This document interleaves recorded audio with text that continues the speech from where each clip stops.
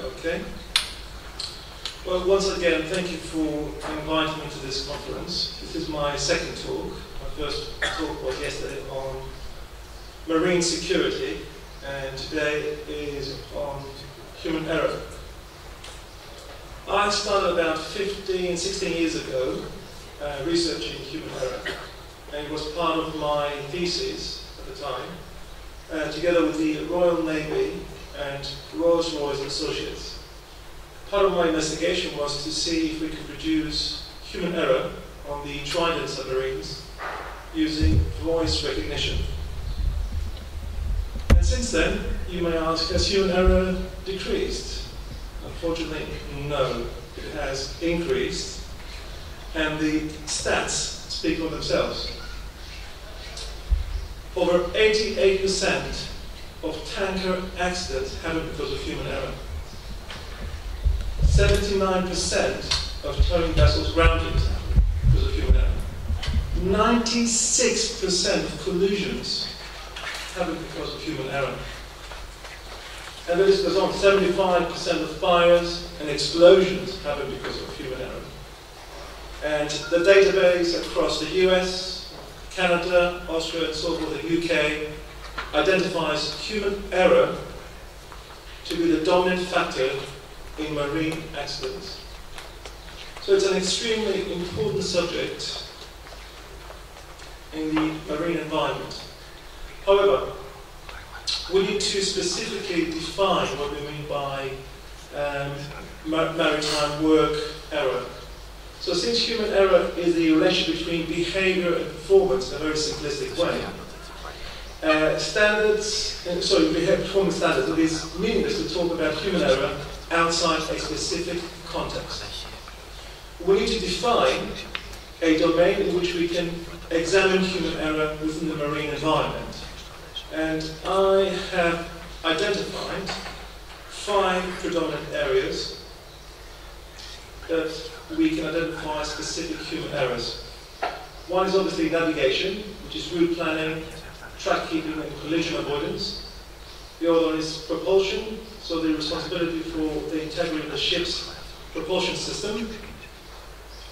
Cargo handling, so the loading and unloading of the cargo, keeping the cargo in good condition, and so forth. Platform maintenance, obviously keeping the ship, its equipment, and all the auxiliary equipment in good condition and in operational standards. Also ship management, which is all the bureaucracy and admin together with the supervision and communication of the ship management goes with it. Okay? So I'm sure you're all familiar with these tasks. So what are the causes of error? So this is very briefly, really, because of the time I have. One of the causes is what we call population stereotype. If you don't know what that means, I brought my iPad. Okay? This iPad was developed because of population stereotype. So the engineers and the psychologists who developed this iPad developed it in a way that if you don't know how to use it, you're able to use it for the first time. So even if you don't have the instructions, there's a population stereotype where it's used as an interface for somebody to use something for the first time without any instructions.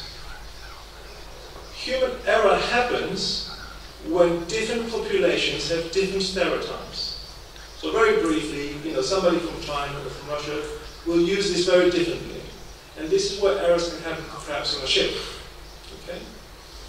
Performance requirements that exceed human capability, and I'm going to talk about this later on, in terms of cognitive overload.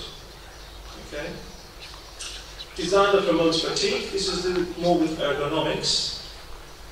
Inadequate for the facilities or information, difficult tasks, dangerous tasks can create a lot of problems, unpleasant tasks, repetitive or boring tasks, which I have seen a lot, so people get bored doing the same thing all the time, repetitive things.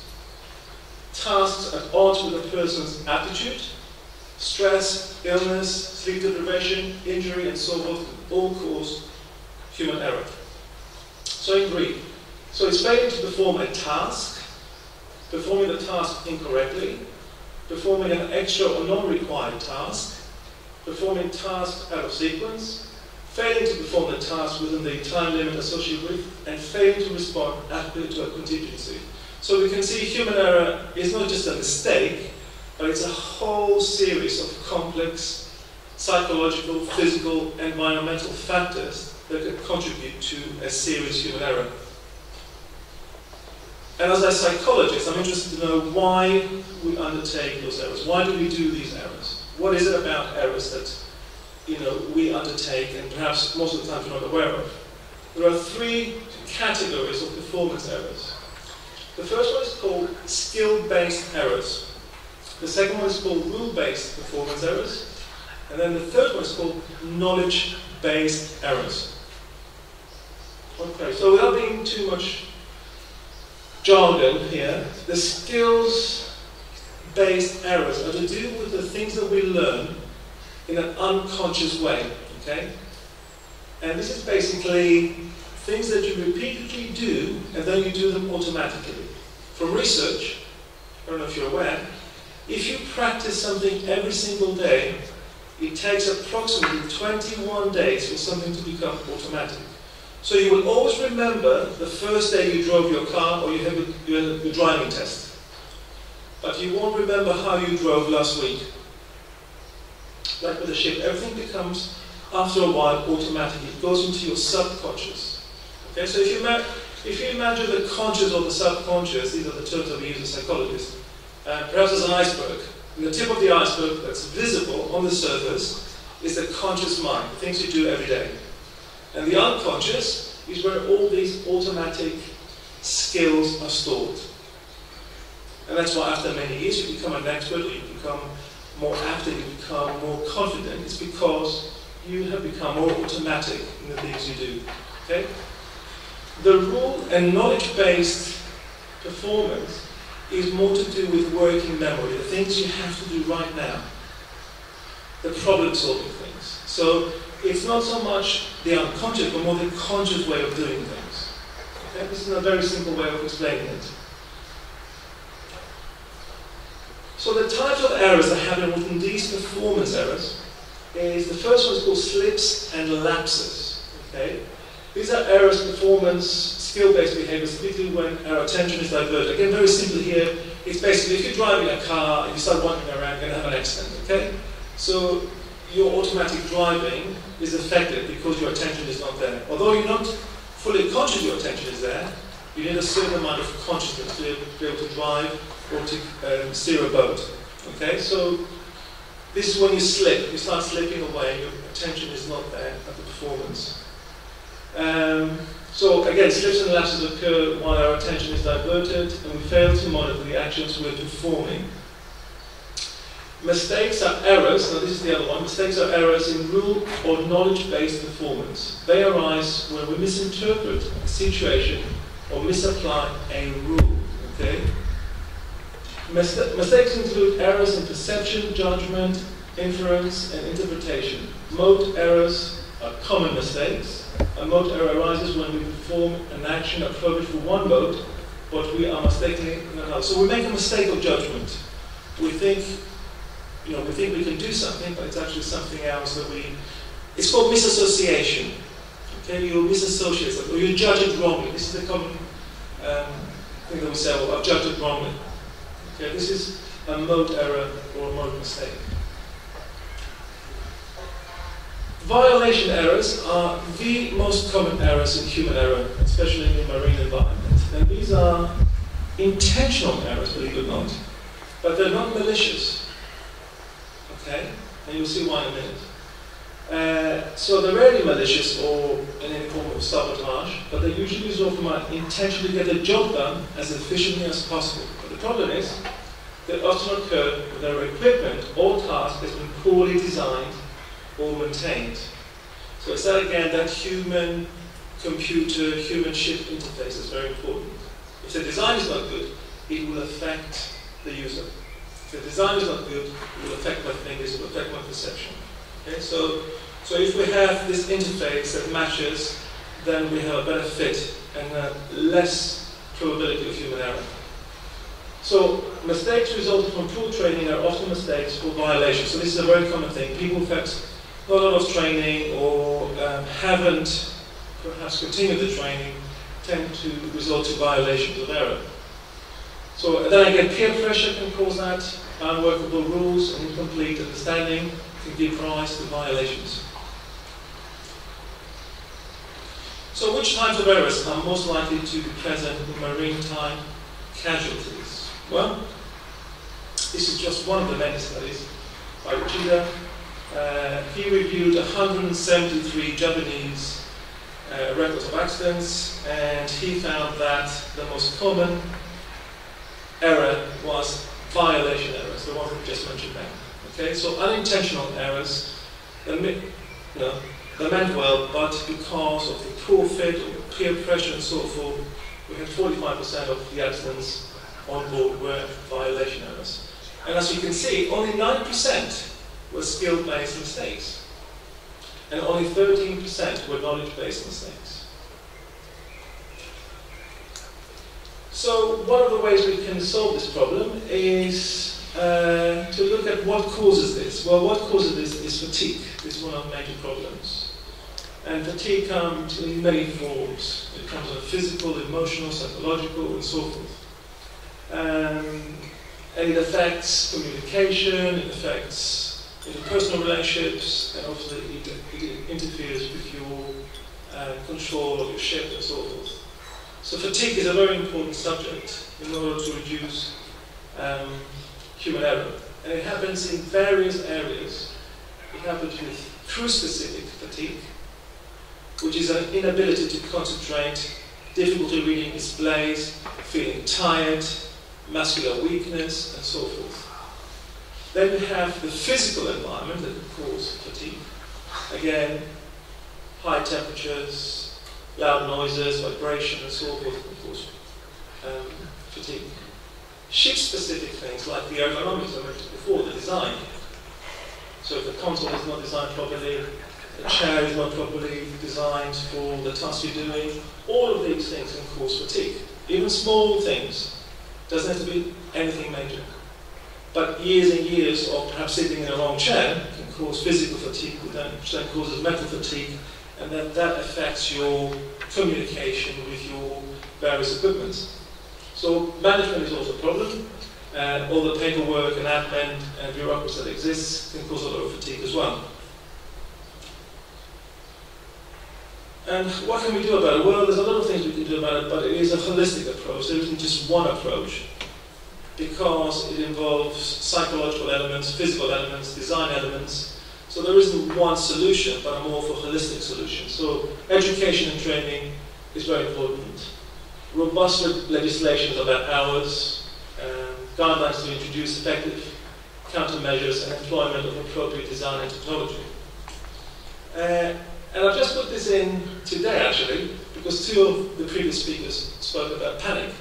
And they showed pictures of the Concordia. Now, this is, once an accident has happened due to error, everybody thinks everybody panics. Now, I know the previous two speakers showed us a couple of pictures about the Concordia and panic and so forth. Actually, there was never a panic in any of these ships. People don't actually panic. This is something that is embedded in our subconscious from films we see from Hollywood and so forth. That people start screaming and running and panicking. Actually, if you look carefully, like the Concordia, people were in an orderly fashion coming out and so forth. But what causes panic is actually disorientation, not the alarm. So what happens usually, when, and this is just an example, when the alarm signal sounds, people start wondering. Well, they stop what they're doing, and they start looking at each other, and then they start looking at the alarm. So there's like a delay. There's no immediate running around and shouting and screaming. Okay, so after some time, after some moments of silence, most of them will start discussing the signal input. So what's this? You know, is this real? Is this a real threat? You know, is this a real alarm, or is this just a test? So people don't start panicking straight away. But what happens when people do panic is when there are two exits and nobody has told them which exit to take. So this is where the crew is very important. You know, there should be a crew member there to tell them where to go. And the analogy here is given with a donkey, the two haystacks. You know, we have a donkey in the middle and two haystacks, and the donkey can't decide which haystack to eat. It's the same thing. People get confused, and when they get confused, then they start getting panicky. But if you're able to get people in an orderly fashion out, and you're able to tell them what to do, you'll find that most people are not panicking. Okay, so it's a misconception thing just because, in fact, the alarm and sounds have found that it doesn't do anything to people, they don't panic at all. Okay? And the last thing is, responsibility is very important. That's why if crew members have responsibility, psychologically they're less likely to panic themselves, because having the responsibility takes over the panic or stress. So this is something I'm interested in as well, but I'll stop here because I've just been told to stop. So any questions? It's a big subject, but... What is the difference? Yeah. Sorry. Thank you so much. Very interesting. As engineers, listening to you is quite informative. Is there a difference in the reaction, in the errors between merchant marine and the Navy because of the training that the Navy gets and the discipline that they have, as far as errors or percentage of errors, let's say? So the Marine has a higher percentage of fatigue and human error than the commercial, definitely. Because what about the handling itself? You know, the handling of the error or the results of the error? In terms of what? You mean outcomes? In terms of outcomes, yes. Well, they're higher within the military environment, hence why most of the research is military-based. In the commercial sector, so in cruise ships and so forth, you have perhaps more to do with physical fatigue and times and hours of working. That's a problem.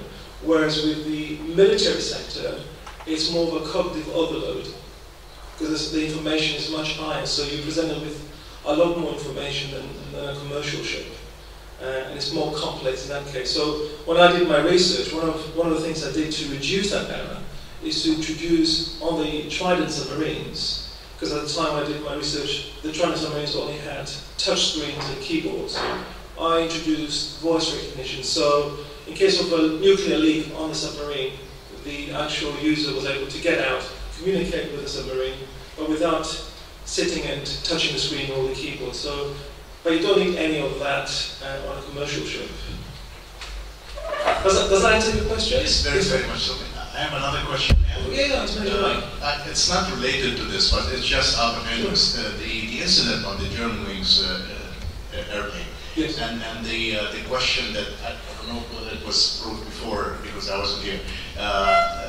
Actually, they were saying about testing psychologically the pilots, yes, and so on. And there was talk also about, even train conductors and buses and so on. So what is your outlook on this? I mean, should this be more rigorous? Because apparently, the person had shown signs for a long time and it wasn't detected.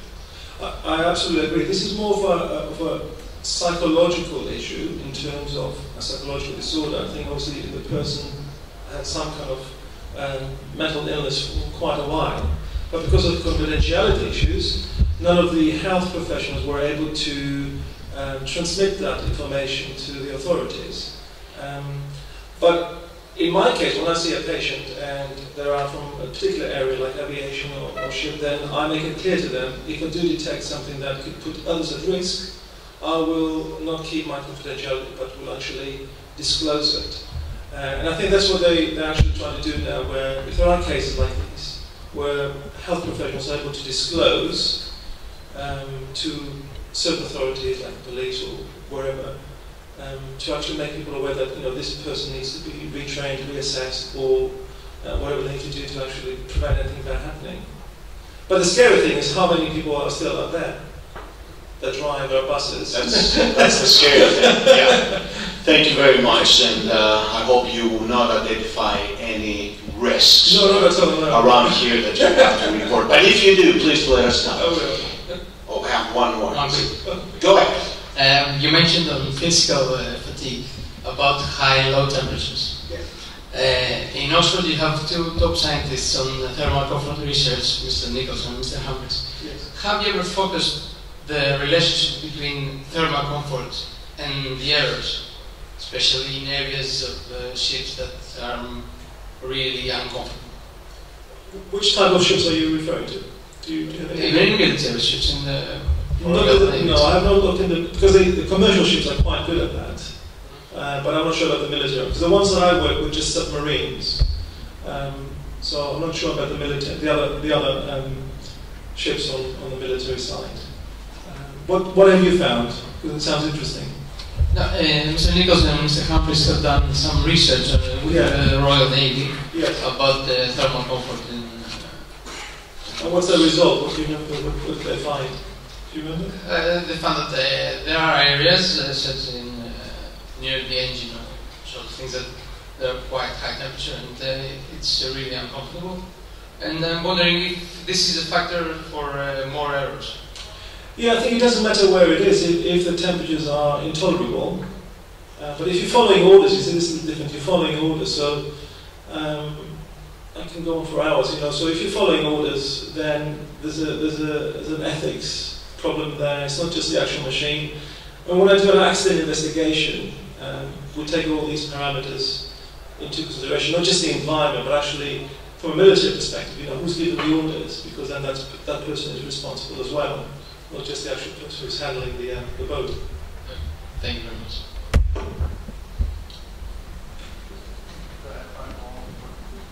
One last question. Don't make any slips. I haven't heard the word stress in your presentation. Would stress, be contributed to about errors? Well, stress is an interesting term. Stress originally comes from physics and was used in bridges to see how much load a bridge can take and the stress. Well, human stress, I don't use that term for various reasons. One is because it's a very vague term, and it could be also a positive thing. Stress is not always a bad thing. A certain amount of stress can actually help you focus. So you need a certain amount of stress to focus on your equipment, or if you're steering your boat or whatever. So it depends if the stress is part of the mistake. So if you remember when I did the mistakes in performance, so it depends if that is related to the performance, not stress in itself. So stress as a term in itself doesn't mean anything, or anxiety or anything like that. They're just terms we use, but they have to be related with something, or some kind of performance. That's why errors to do with performance and behavior. Does that make sense? Yeah? Excuse me. Yes. According to Solis, as amended, and finally Manila 2010, there is a mandatory course called Engineering Resource Management and Bridge Resource Management, including risk assessment and so on. Is it hard to reduce the global error? Yeah, it does. Yes, definitely. Those guidelines. What else we need to reduce global error? This is a mandatory course from CCW. Yeah, my experience is training and retraining. And sometimes boredom, I've seen boredom. Again, not everything is you don't find everything in research. Sometimes experience tells you different things. I think sometimes people feel bored. There isn't much to do. And sometimes just changing things. There's a thing called the hedonistic effect. And again, commercial people use that. And it's something basically to do with the fact that every 6 months you get bored of having something or using something. It's called the hedonistic effect. That's why if you look at Apple, for example, has a new phone every 6 months. And the reason for that is because they know you get bored, you get complacent when you use something every day for 6 months. You want something different. That's called the hedonistic effect. So that happens also on a ship. So if every 6 months you do something different, you're more able to reduce the error. Because if you're doing something that you feel bored or you don't like or you're used to it, then the error rate goes up.